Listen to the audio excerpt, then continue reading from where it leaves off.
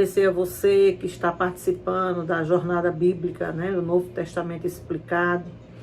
Que Deus possa contribuir com você a abundância, né, de sabedoria, de conhecimento sobre a tua vida. Que você possa estar compartilhando com os seus contatos, com os seus amigos, possa estar se inscrevendo no canal, nos ajudando a levar essa palavra maravilhosa para aqueles que estão distantes. É somente eu fazendo a minha parte, você fazendo a sua, e Deus, ele faz a dele, amém? Então compartilhe, irmãos, não se preocupe que Deus sabe enviar para as pessoas que ele escolhe. Jesus acabou de ensinar essas coisas, disse aos seus discípulos: vocês sabem que daqui a 2 dias vai ser comemorada a Páscoa, e o Filho do Homem será entregue para ser crucificado. Os chefes dos sacerdotes e os líderes judeus, que se reuniram num palácio de Caifás, o grande sacerdote, e fizeram um plano para prender Jesus em segredo e matá-lo. Eles diziam: não vamos fazer isso durante a festa, para não haver uma revolta no meio do povo. Então eles estavam ali, irmão, premeditando já, né, uma coisa que já estava terminada por Deus. Jesus ia morrer naquele dia. Ele era o Cordeiro Pascual. Ele não estava entendendo. Mas Jesus veio para ser sacrificado na Páscoa, né? E Jesus estava no povoado de Betânia, sentado à mesa da casa de Simão, o leproso. Então a mulher chegou perto de Jesus com um frasco feito de alabastro, cheio de um perfume muito caro, e derramou o perfume na cabeça dele, e ao verem aquilo, os discípulos ficaram zangados e disseram: que desperdício! Esse perfume poderia ter sido vendido por uma fortuna e o dinheiro dado aos pobres. Mas Jesus, sabendo o que eles diziam, disse: por que vocês estão aborrecendo esta mulher? Ela fez para mim uma coisa muito boa, pois os pobres estarão sempre com vocês, mas eu não. O que ela fez foi perfumar o meu corpo para o meu sepultamento. Eu afirmo a vocês, isto é verdade: em qualquer lugar do mundo onde o evangelho for anunciado, será contado o que ela fez e ela será lembrada, né? Que maravilha, né, irmãos? A pessoa estar atenta, né, ao discernimento das coisas do reino. Essa mulher simplesmente ela teve um discernimento das coisas do reino de Deus. Por quê? Porque ele diz: ela está me perfumando para o meu sepultamento. Ela teve discernimentos pelo Espírito de fazer aquilo. Que eu e você, nós possamos ter esse discernimento no reino de Deus, nas coisas de Deus, nas coisas pequenas, nas coisas simples. Aqui era uma coisa tão pequena e simples que eles nem perceberam, mas ela percebeu. Ela derramou o alabastro, irmão, esse perfume muito caro, como eles disseram. Um vidro desse perfume equivalia a 1 ano de trabalho. É caro mesmo. E ela semeou no reino de Deus, né? Que Deus abençoe a minha vida e a sua, que possamos semear aquilo que Deus nos der discernimento para fazer, amém? Então, um dos 12 discípulos, chamado Judas Iscariote, foi falar com o chefe dos sacerdotes e disse: quanto vocês me pagam para eu lhe entregar Jesus? E eles lhe perguntaram: 30 moedas de prata. E daí em diante, Judas ficou procurando uma oportunidade para entregar Jesus. Ele era um traidor, né, irmão? Ele era um anticristo, né?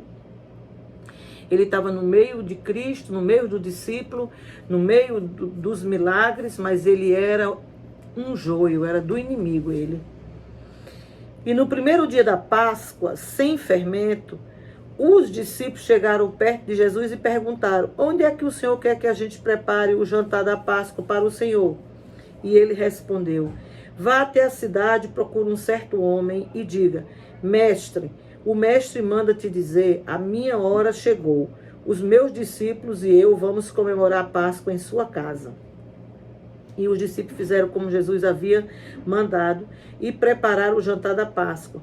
Quando anoiteceu, Jesus e os 12 discípulos sentaram para comer durante o jantar.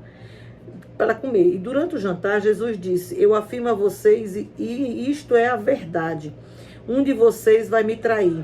E eles ficaram muito tristes. Um por um começaram a perguntar: Senhor, Não está achando que sou eu, está? E Jesus respondeu: quem vai me trair é aquele que come no mesmo prato que eu, pois o Filho do Homem vai morrer de maneira como diz as Escrituras. Mas ai do que está escrito, o traidor do Filho do Homem. Seria melhor ele nunca ter nascido. Então Judas, o traidor, perguntou: mestre, Senhor, não está achando que sou eu, está? E Jesus respondeu: quem está dizendo isto é você mesmo. Então, ali Jesus, né, o próprio Espírito Santo já estava tocando na cabeça de Judas, né, as coisas que ele tinha feito com Jesus e o que ele continuava a fazer. Jesus estava mostrando para ele o grande erro da vida dele, né? Ele foi um grande erro, irmão. Foi um grande erro de Judas. Mas estava escrito que Jesus ia perecer, né? Mas ai por meio daquele que aconteceu, que foi no caso Judas. Enquanto eles estavam comendo, Jesus pegou o pão e deu graças a Deus e partiu o pão e deu aos seus discípulos. Pegue e coma, isso é meu corpo. E em seguida pegou o cálice de vinho e agradeceu a Deus. Depois passou o cálice aos discípulos, dizendo: bebam todos vocês, porque este é meu sangue, que é derramado em favor de muitos, para perdão dos pecados. O sangue que garante a aliança feita por Deus com seu povo.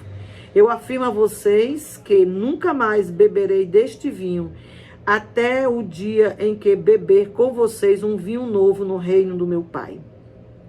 Então eles cantaram uma canção de louvor e foram para o Monte das Oliveiras. Aqui, irmãos, ele fez, né, a ceia do Senhor. Hoje, a ceia, ela é um cerimonial muito importante, porque Jesus disse que é a garantia da aliança feita por Deus com seu povo.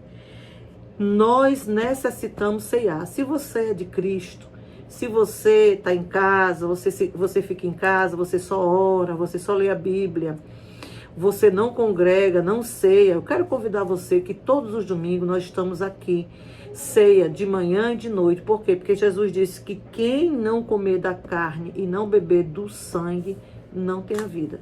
E Deus quer que você tenha a vida dele em você. E Jesus disse aos seus discípulos: esta noite todos vocês vão fugir e me abandonar, pois as escrituras sagradas dizem: matarei o pastor e as ovelhas serão espalhadas. Mas depois que eu ressuscitar, irei adiante de vocês para a Galileia. Então Pedro disse a Jesus: eu nunca abandonarei o Senhor, mesmo que todos o abandonem. Mas Jesus disse: eu afirmo a você, e isto é verdade, nessa mesma noite, antes que o galo cante, você dirá 3 vezes que não me conhece. Pedro respondeu: eu nunca vou dizer o que não o conheço, mesmo que eu tenha que morrer com o Senhor. E todos os discípulos disseram a mesma coisa. Então, irmãos, a gente tem que ter muito cuidado com as palavras. Pedro foi precipitadíssimo com essas palavras dele. Não era para ele ter dito isso, mas ele disse. E o que aconteceu? Ele negou Jesus. Porque quem fala a verdade é Cristo, né? Jesus foi com os discípulos para o lugar chamado Getsêmani e disse-lhe: sente aqui, enquanto ali eu vou orar. Então os discípulos foi levado consigo Pedro e os 2 filhos de Zebedeu. Aí ele começou a sentir uma grande tristeza e aflição e disse a eles: a tristeza que eu estou sentindo é tão grande que é capaz de me matar.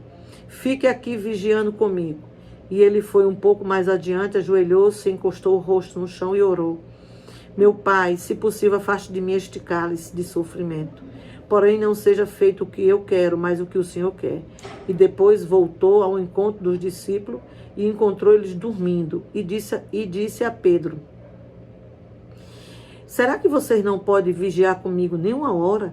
Vigiem e orem para que não sejam tentados. É fácil querer resistir à tentação. O difícil mesmo é conseguir.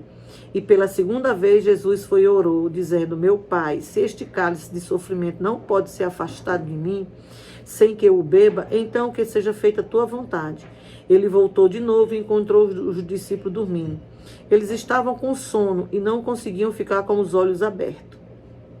Jesus tornou a sair de perto deles e orou pela 3ª vez, dizendo as mesmas palavras.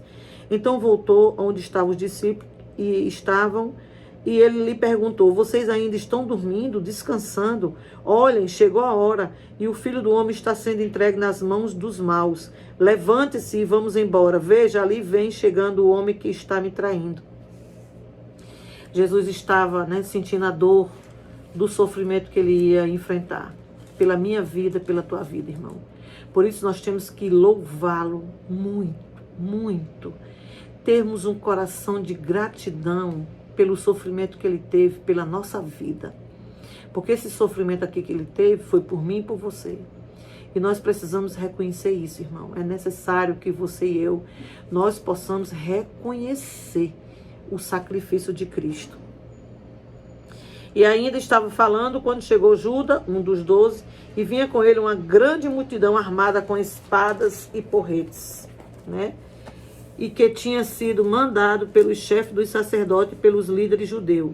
O traidor tinha combinado com eles um sinal. Ele tinha dito: prenda o homem que eu beijar, pois é ele. Judas foi até perto de Jesus e disse: mestre, que a paz seja com o Senhor, e o beijou. E Jesus respondeu: amigo, o que você vai fazer, faça agora. Então eles chegaram, prenderam a Jesus e amarraram. Mas um dos que estava ali com Jesus tirou a espada e atacou o empregado do grande sacerdote e cortou a sua orelha. Aí Jesus disse: guarda a tua espada, pois quem usa uma espada será morto pela espada. Você não sabe que eu pedisse ajuda a meu pai e ele não mandaria mesmo 12 exércitos de anjos? Mas nesse caso, como poderia se cumprir aquilo que está nas Escrituras Sagradas, que dizem o que é preciso acontecer? Depois Jesus disse para aquela gente: vocês vêm com espada e com porrete para me prender. Agora, se eu fosse um bandido, eu estava todos os dias ensinando no pátio, no templo, e vocês não me prenderam. Mas tudo isso aconteceu para se cumprir as Escrituras que os profetas escreveram. Então todos os discípulos abandonaram Jesus e fugiram. O que ele tinha dito, irmão?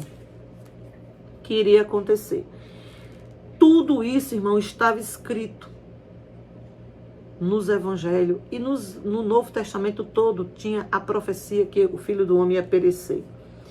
E os homens que prenderam Jesus o levaram até a casa do grande sacerdote Caifás, onde estavam reunidos alguns mestres da lei e alguns líderes judeus. Pedro, seguindo Jesus de longe até o pátio da casa do grande sacerdote, entrou e sentou-se com seus guardas para ver o que aquilo ia terminar.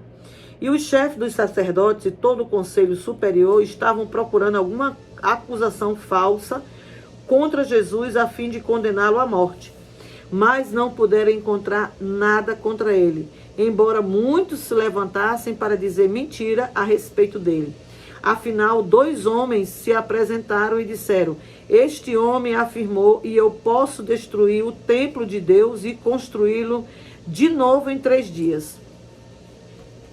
Eles estavam procurando algo para colocar culpa em Jesus, não acharam, porque não tinha.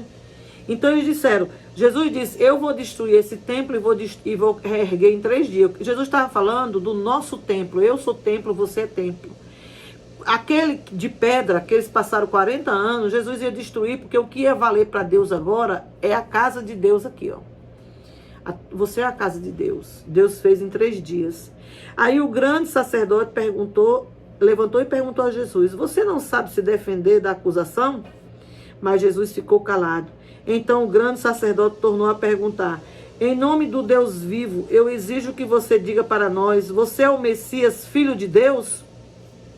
Jesus respondeu: quem está dizendo isso é o Senhor, mas eu afirmo a vocês que de agora em diante vocês verão o Filho do Homem sentado do lado direito de Deus, o Todo-Poderoso, e descendo nas nuvens do céu. Aí o grande sacerdote rasgou as suas próprias roupas e disse: ele blasfemou, não precisamos mais de testemunha, vocês ouviram agora mesmo esta blasfêmia contra Deus. Então o que resolvem? Eles responderam: ele é culpado e deve morrer. E em seguida cuspiram no seu rosto e deram bofetada nele. E os que batiam nele diziam: ei, Messias, adivinhe para nós quem foi que te bateu.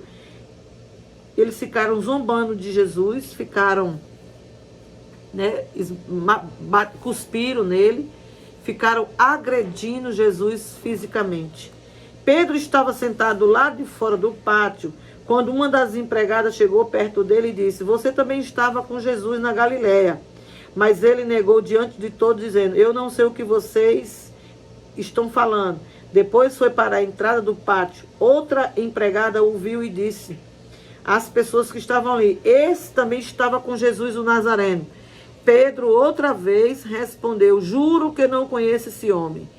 Pouco depois que estava ali, chegaram perto de Pedro e disseram: o seu modo de falar mostra que de fato você também é um deles. Então Pedro disse: juro que não conheço esse homem, que Deus me castigue se eu estou dizendo a verdade.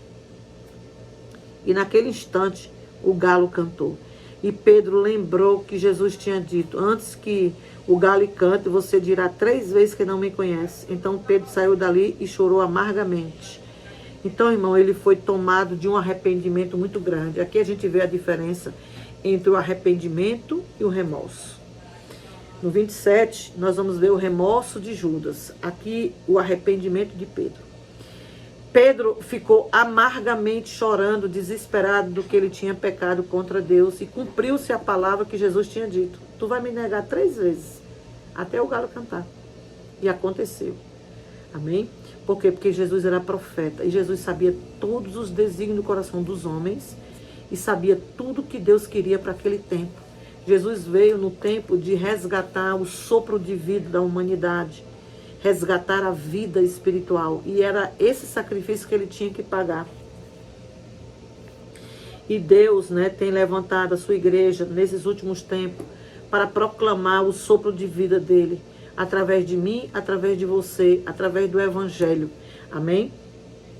Que Deus possa te levantar, te erguer, fazer você uma discípula e um discípulo dele forte, corajoso, cheio do poder dele, para anunciar, né, que ele está voltando. Assim como ele veio, subiu e ele agora vai voltar para buscar sua noiva. Amém? Deus, muito obrigado por essa palavra, obrigado por cada um que está, meu Deus, se colocando para aprender de ti, que o Senhor levante cada um, que o Senhor fortaleça, que o Senhor cubra cada família, Pai. É isso que eu te peço e já te agradeço, em teu nome. Shalom, shalom.